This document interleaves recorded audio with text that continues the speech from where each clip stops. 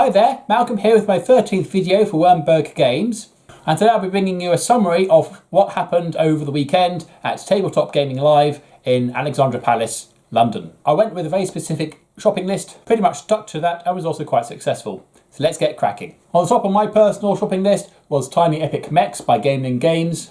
I'm a big fan of the Tiny Epic games so far. I've got a lot of them, and their expansions, and Tiny Epic Zombies I got on Kickstarter. Just missed out on kickstarting mechs, so I managed to pick it up over the weekend.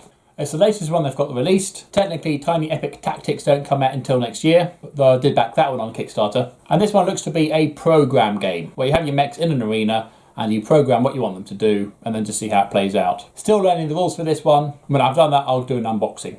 To participate in the Keyforge tournament, I picked up a pack of Keyforge, Age of Ascension by Fantasy Flight Games. Unfortunately, I didn't get many takers for it, so I was left waiting for a call for when they were ready. Call never came, but I did get to play loads of games instead.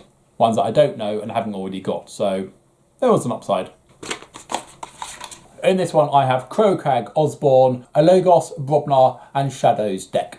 And nice and green. There's a nice close-up for you. Disney Villainous Wicked to the Core was also high up on the priority list, as this was my promised anniversary present to my wife. However, she lucked out, because even though it's not readily available yet, Evil Comes Prepared was also sitting there, so I got her both. These are by Ravensburger, and these are both expansions for the main game, but both can be played on their own or together, or any combination. In this one, players take the part of a Disney villain, and then try to be the first to achieve their own unique set of goals. Wicked to the Core have Hades from Hercules, Dr. Facilia from Princess and the Frog, and the Evil Queen from Snow White and the Seven Dwarfs. And Evil Comes Prepared comes with Ratigan from Basil the Great Mouse Detective, Scar from The Lion King, and Isma from The Emperor's New Groove. My wife's not opened these yet, but when she has done, I'll do some unboxings. One game that we played a lot was King Domino by Coral Spring Games.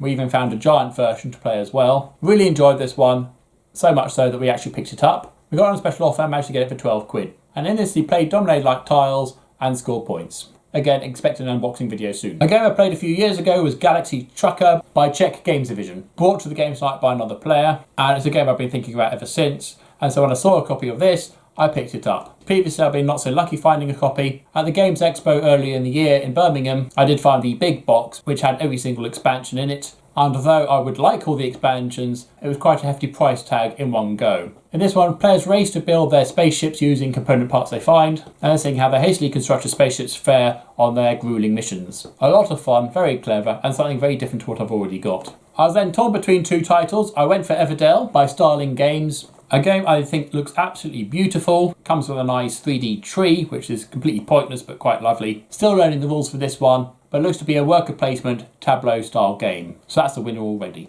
I've heard good things about this, looking forward to playing it. The one that lost out was Bunny Kingdom by Yellow Games, but thankfully we got to try it out at the event. Liked it so much, we went and picked it up anyway. In this one, players place bunnies on a map according to the coordinates given to them by cards, which are drafted, and then score points according to the territories and the resources that they control. Quite a basic format, but also a lot more complicated than you first think. Really enjoyable and full of bunnies. So those were the games I bought. Other games we tried were Deep Blue by Days of Wonder. Still not available to buy for a few months. Days of Wonder usually produce beautiful, high quality products. This one is certainly no different. You get some lovely plastic chests, which, okay, could have been wooden, which would have been a bit nicer, but never mind. And a gorgeous playing board. In this one, you move your boats about using cards that allow movement, or you can use your cards to buy other cards in a deck building style game, making this also a deck builder. And at the various locations, you can then go diving, which introduces a push your luck game where you draw gems out of a bag. Black gems mean you're attacked by a monster. Blue gems means you run out of oxygen. You can have cards that will allow you to survive these encounters. And also where you place your boat on the space will also help you in certain encounters as well. But it's also about pulling out really nice, valuable gems to score points for. And in the end of the game, the person with the most points wins. This may well be a Christmas present. Really impressed with this one. We also played Grim Forest by Druid City. In this one, you play the nephews or nieces of the Three Little Pigs as you race to be the first to build 3 houses out of the traditional building components of hay, wood or brick. This was a pretty straightforward game with some gorgeous miniatures, which in the version we played had already been painted very nicely too. It features some lovely monsters who can interrupt and scupper your plans according to fate cards that players can play, but in the end came across as a little bit flat. There wasn't a huge amount of substance to this. A lot of the appeal came from the miniatures themselves, which, like I say, were only painted in this edition by some hobbyist. And to be honest, a token or a standee would have done just a similar job. Most of the monsters didn't even come up in the game we played. It was okay, but I wouldn't buy it. All over the place we saw tiny towns. There's a lot of excitement about tiny towns, and finally we got to play that one, and we can see what the excitement was all about. Had we not picked up King Domino, we might have got tiny towns by AEG. In this one you have a grid in which to build your buildings.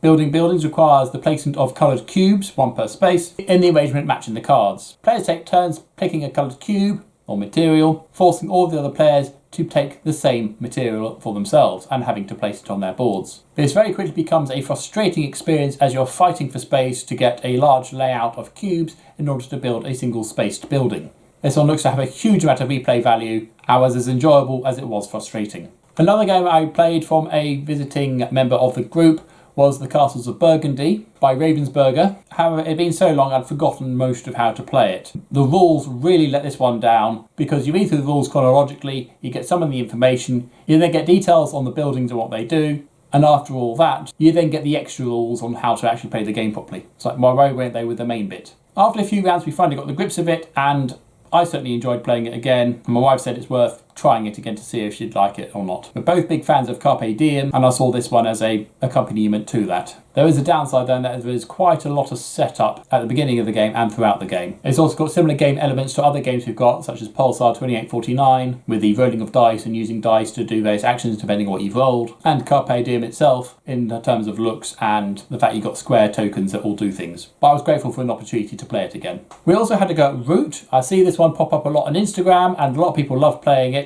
We gave it a go, and after about 20 minutes we gave up. We had no idea what we were doing. We had no idea how to play it. The rules didn't seem to explain very far. It was helpful in that it gave you how to play the first 2 rounds, which we followed to the letter, and then we just sort of continued mindlessly doing what the first 2 rounds were and not really knowing how to progress with that. So we called it quits on that one. We didn't hate it, we just didn't know what we were doing. It looked good. It could have looked nicer, I think. It's either the style that works for you or doesn't. While we were playing other things, another team got hold of the game and were playing it, and they were there for a good few hours. So we were quite grateful we gave up on that and got to play a lot of other things instead. Willing to give it another go, and hopefully with someone who knows how to play it. We also played Santorini by Roxley. A lot of plastic pieces in this one.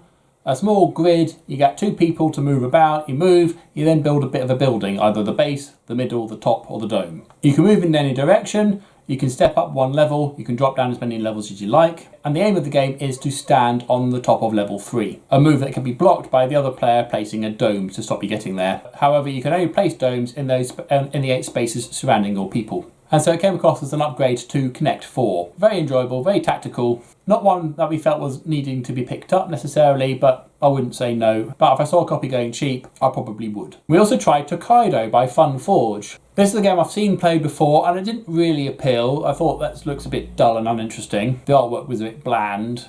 And so I went without it and focused on other things instead. However, it was there, we gave it a shot, and I was actually really surprised by how enjoyable it was. We'd just finished playing Root and were not necessarily stressed, but a little bit disgruntled by having struggled through a game we didn't know what to do, and giving up on it. And so, knowing that this one is apparently praised for its calming qualities, I chose to try this one. Really grateful we did. We had a really enjoyable experience playing it. It's very simple. Find your way through this lovely, shopping spree or holiday walk through Japan as you stop at various places like restaurants, baths, gift shops, and you collect points along the way, building up pieces of art, meeting friends, giving donations to temples. There's no dice, there's no racing. You can take your time doing it. There are certain stop points along the way, which mean everyone has to catch up before you can continue. Playing 2 players, you get a third AI player who goes along as well. And okay, players can block where you can go sometimes, but there were always plenty of alternatives instead. We both really enjoyed it and it might be one to pick up at some point. We also got to try Mega City Oceania by Hub Games.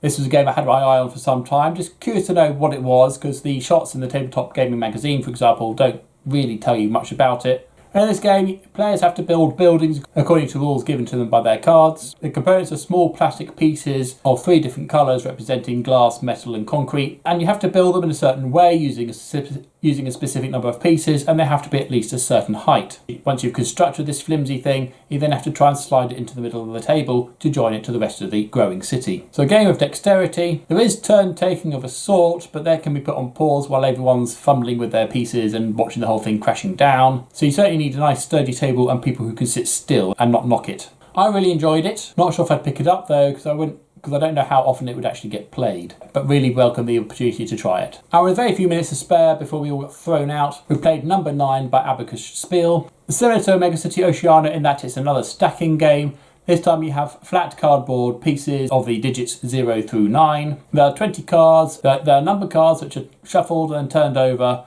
and each player takes that number and either lay it flat on the table next to an existing number or try and lay it on top of what they've already placed. With the rule being that numbers placed on top can't have any overhangs, you can't block off any holes, and they must sit on at least 2 other pieces. The numbers themselves are really weirdly shaped. The numbers are clear what they are, but they're strangely shaped, making it quite a tricky thing to do. And you score according to the number and the level they're on. So you score nothing on the bottom level, because that's 0 times whatever the number is. On the first level up, you score 1 times the number, and so on and so forth. And of course, by the time you get to level 2, you haven't really got many numbers up there. But the trick is to try and get a nice big number up there. That was actually very satisfying and extremely easy to learn and very quick to play. We were given it with the promise of, this will be a quick one. Play this and get out in time. We did. We went for the Saturday and the Sunday, so we had plenty of opportunity to do lots of shopping, lots of looking, and lots of playing. Really enjoyed the event, like we did last year, and delighted to see that it's coming back again next year. So did you go to TableTop Gaming Live? I'd love to know what you thought of it. Did you get to play in any tournaments? I'm not sorry about not playing to Keyforge.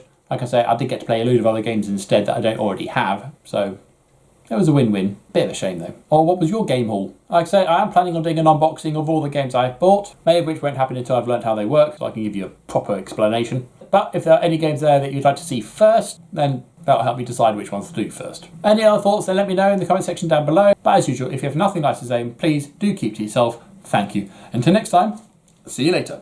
Oh, melting, I'm melting over the cold world.